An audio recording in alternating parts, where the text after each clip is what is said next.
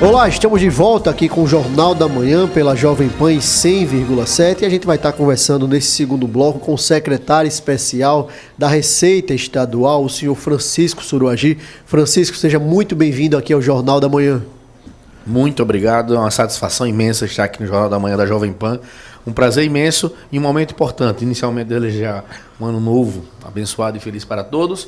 Prestar contas de 2023 e vamos discutir o que vai ser 2024. Secretário, a gente sabe, né, que o estado de Alagoas, assim como outros estados da federação, principalmente do Nordeste, tem vários problemas de ordem de saúde financeira e a gente viu na última década, principalmente, o estado de Alagoas mudando sua posição em relação a essa situação. O senhor que acompanha esse caminhar histórico, o que se deve essa modernização, vamos dizer assim, em termos orçamentários, em compromissos da LRF aqui no estado de Alagoas? Como é que você vê toda essa questão aí nessa última década, podemos dizer assim? Eu particularmente, João, eu sou auditor fiscal de carreira, atualmente estou como secretário, iniciei minha carreira na Secretaria da Fazenda como estagiário no ano de 2000. E eu posso, além de tudo, além de testemunha, também sou profissional da Secretaria há 24 anos. E aí a gente tem uma certeza de que o grande segredo hoje do estado de Alagoas, por estar em destaque, não é o Francisco, não é a secretária Renata, não é o governador Paulo Dantas que está falando, a estabilidade financeira do estado de Alagoas. São justamente aquelas agências de rating, a Fitch, a Standard & Poor's, todas essas afirmam que Alagoas tem um rating que é qualificado como estável, financeiramente estável. Isso há 10 anos atrás, nós tínhamos uma qualificação de mal para pior.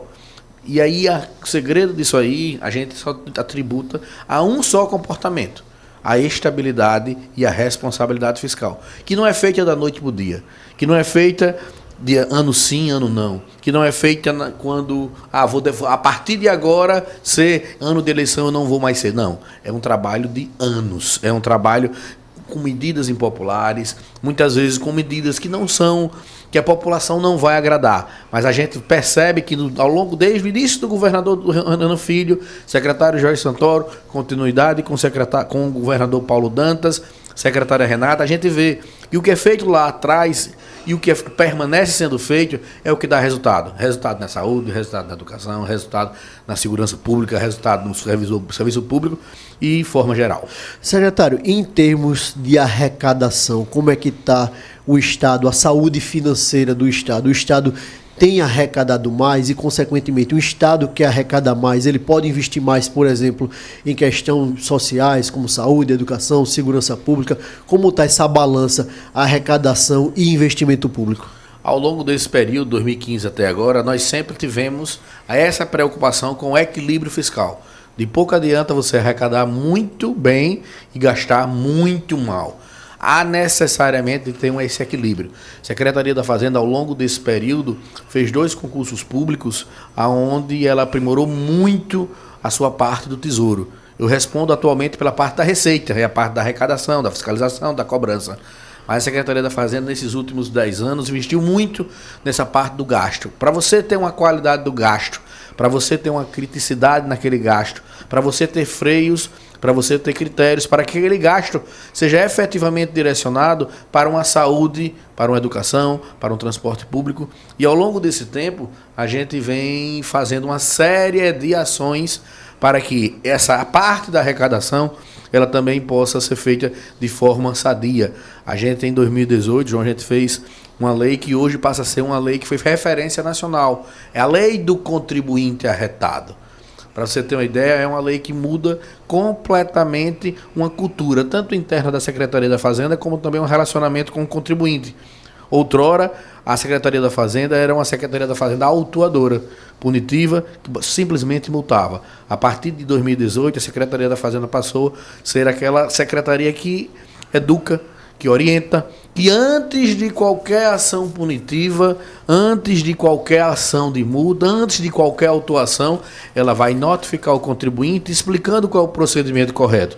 E o contribuinte, ele vai ter a possibilidade, sim, de fazer aquela autorregularização espontaneamente, sem multa. É dessa relação que você vê boa parte do crescimento do Estado. O contribuinte passa a confiar mais na Secretaria da Fazenda. O contribuinte passa a ver que aquilo que ele está pagando como imposto está sendo bem direcionado, está sendo bem pago. As despesas públicas estão sendo bem feitas. O secretário Francisco Suragi, a gente tem visto no estado de Alagoas algumas gestões, principalmente gestões municipais, dando calote em servidor contratado, dando calote em artista que é contratado e não paga. E Alagoas, o estado de Alagoas, tem sido um exemplo na questão da honradez com seus compromissos. Por exemplo, a gente tem uma realidade no governo que é a questão da antecipação do salário, ou seja, chega ali final do mês, 27, 28, o Estado já começa a pagar, a ciranda da economia já começa a girar, porque essas pessoas já vão para o comércio, já vai no shopping center, já vai no supermercado, já vai no mercadinho do lado do bairro, ou seja, esse giro da economia começa a se dar. Como o senhor analisa essa questão da antecipação desses salários, né, para os servidores estaduais, o quanto isso é importante, essa política do governo, ela será mantida, como é que você vê essa questão para o benefício do Estado de um modo geral? Política pública é uma coisa séria. Você tem que primeiro fazer seleções. Você tem que primeiro priorizar. O que é mais prioritário para um Estado pobre como Alagoas? É festa? Ou é saúde? Ou é educação? Ou é o transporte? Ou é o pagamento da folha? Ou é você agora mesmo em 2024 avisar que os salários serão pagos no mês e, a mais do que isso, aquela pessoa que fizer o aniversário já receberá metade do seu 13º. Isso são priorizações, isso são seleções, política pública. E aí a gente tem a plena certeza que isso é feito de forma extremamente responsável. Quando uma medida, uma gestão fiscal é feita, é dita, a gente sempre tem uma série de planejamentos a serem feitos. A gente tem a plena certeza que esse ano de 2023 foi um ano dificílimo, foi um ano de extrema superação. Nós tivemos um problema da Lei Complementar 192 e 194, onde o governo federal solapou as finanças estaduais, tirando da principal fonte de receita dos estados cerca de 30%. Você imagine o que é você conviver com 30% do seu salário. Exatamente. De uma hora para outra. Não é uma coisa planejada. Olhe, a partir de tal data, não. Foi de uma hora para outra. A toque de caixa. Isso tudo para satisfazer uma política de populista, uma política de que era um momento de eleição, eleitoreira. E aí nós tivemos que superar isso. E também teve a questão do FPE. O FPE reduziu também cerca de 30%. O Estado vive basicamente 50%. É o ICMS, 50% é o FPE. Ambas reduziram 30%. E aí o Estado passou a conviver com o ano de 2023 com esse déficit dessas duas fontes de receita primordiais. Mas aí em 2023, como eu bem disse, política fiscal tem que ser feita de forma responsável, com muito planejamento. Conseguimos fazer um excelente planejamento, conseguimos recompor essa perda e ainda mais, fazer uma entrega. Foi um ano de recorde de arrecadação.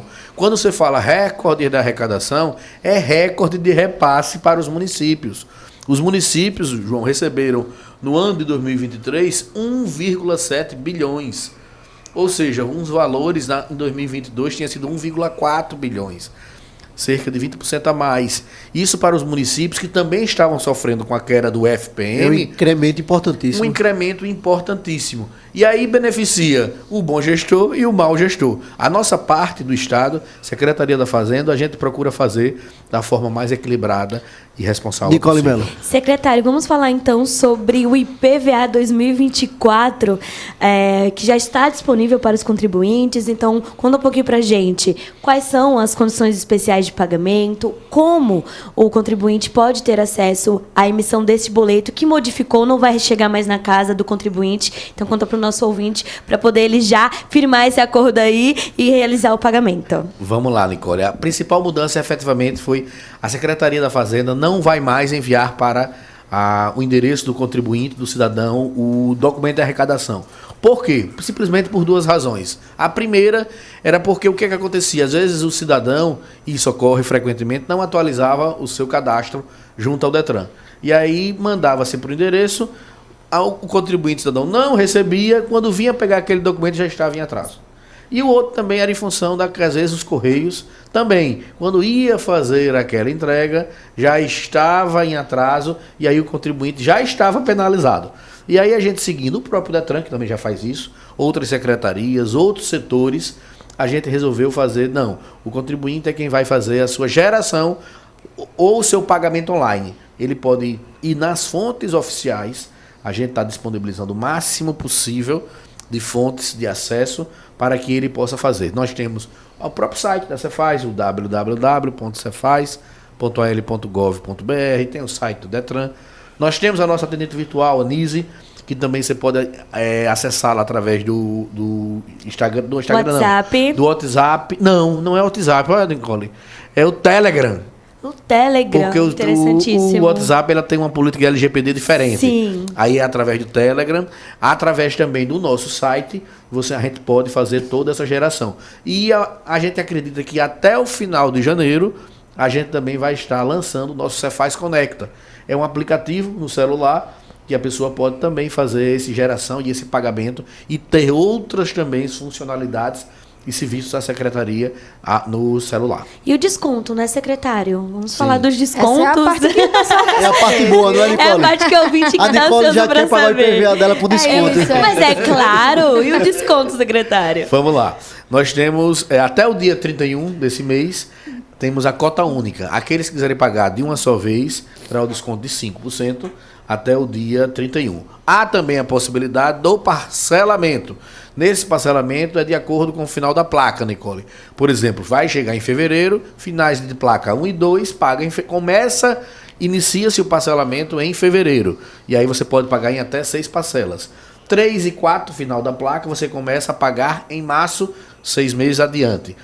5, 6 em abril, 7 e 8 em maio e o 9 e o 0 inicia-se pagando em junho com 5% de desconto. Com 5% no parcelamento. Agora, para aquele cidadão que é inscrito na nota fiscal cidadã, ele tem 5% de desconto nesse parcelamento. Eu sou inscrito na nota fiscal cidadã. Eu peço a minha nota fiscal, eu posso fazer o parcelamento em 6 parcelas e ainda assim com 5% de desconto. Coisa Ô, boa. secretário, trazer um assunto aqui que foi muito discutido no ano passado inteiro. Na verdade, né, que é a questão da reforma tributária, ela vem sendo debatida há pelo menos 30 anos, né? E só no final do ano passado, o ministro Fernando Haddad conseguiu ali conversar e aprovar, né, junto com a Câmara, essa reforma. E trazendo para a realidade aqui de Alagoas, qual é o impacto da reforma tributária aqui no estado? Você bem disse, 30 anos dessa luta. Foi uma grande vitória do governo Lula, onde o estado de Alagoas protagonizou essa reforma. A secretária Renata ela liderou todos o norte e nordeste nesse debate da reforma tributária.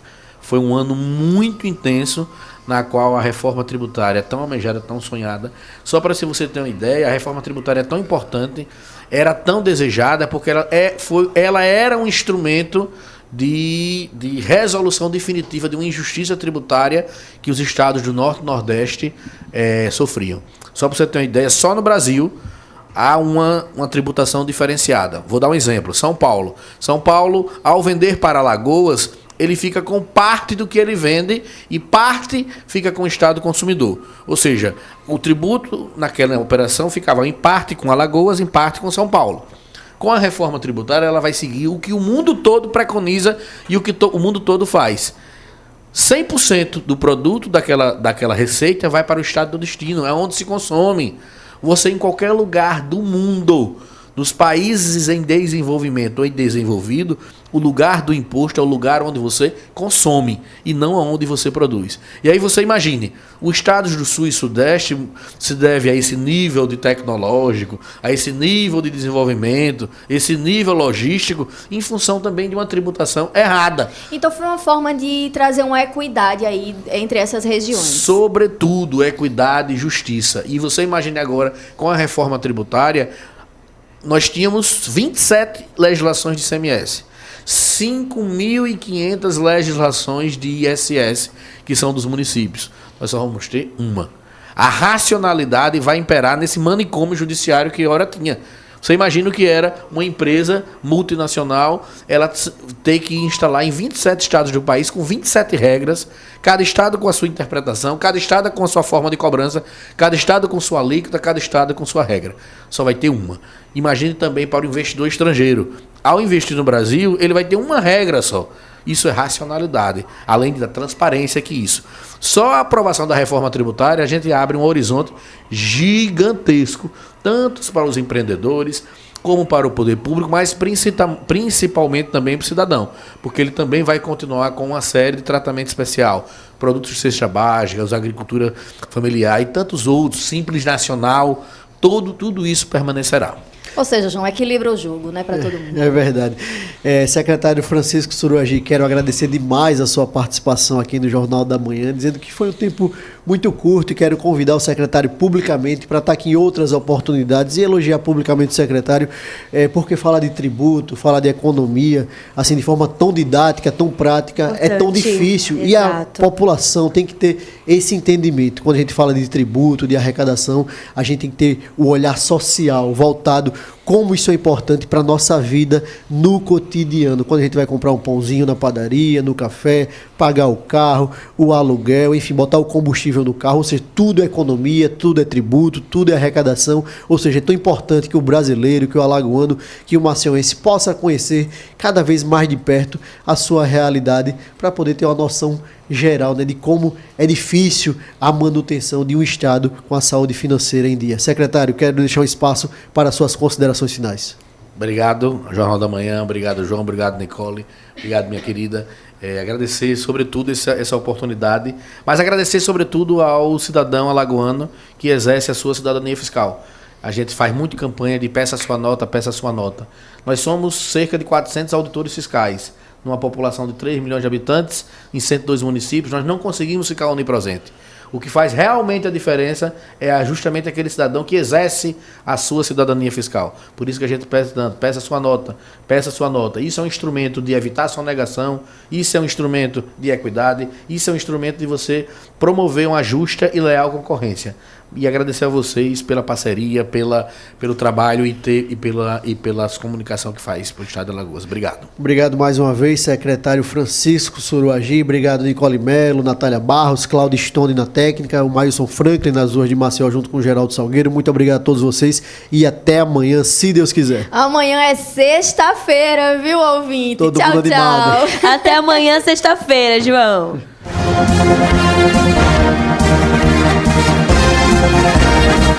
Você ouviu Jornal da Manhã, edição Maceió.